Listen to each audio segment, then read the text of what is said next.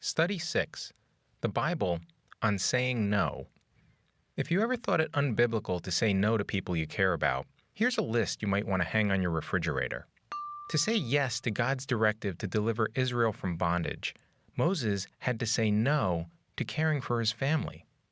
To say yes to remaining in Bethlehem with Naomi, her mother-in-law, Ruth had to say no to living out the rest of her life with her friends and relatives in Moab. To say yes to keeping her promise to God, Hannah had to say no to raising her son Samuel. To say yes to protecting his friend David, Jonathan had to say no to the wishes of his father, King Saul. To say yes to rebuilding Jerusalem's wall, Nehemiah had to say no to serving King Artaxerxes.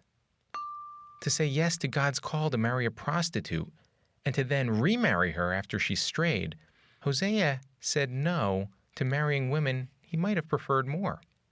To say yes to God's command to name her baby John, Elizabeth had to say no to friends and relatives who insisted that she abide by tradition and name the baby after someone in the family.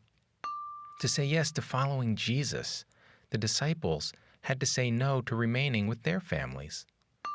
To say yes to listening to Jesus, Mary had to say no to helping her sister Martha.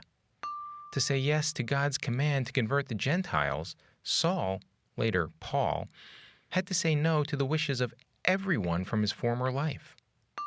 To say yes to giving young John Mark a second chance, Barnabas had to say no to good relations and continued travel with Paul.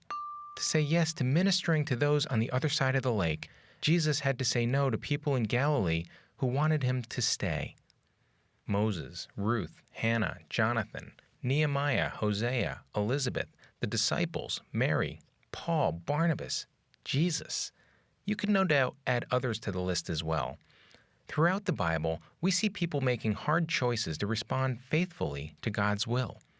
We see people saying no to good things so they can say yes to other good things. So why do we think it's somehow unchristian to do the same? Think about it. Consider the question that closes this study. Why do we think it's somehow unchristian to say no to people? What's your answer to that question? For group discussion, what are your biggest obstacles to saying no to requests for your time, and what might you do to overcome those obstacles? Talk to God about it. Think back through the list of Bible figures who said no, and ask God to help you remember that sometimes saying no to a request is the most godly thing we can do. In that prayer, ask God to give you discernment, to help you separate those opportunities He wants you to accept from those He does not want you to accept. Your Freedom from Busyness Plan, Part 6. List some time-consuming things to which you've said yes, when for the sake of boundaries, God may have wanted you to say no. If any of those obligations continue, what's your plan and your timetable for stepping away from them?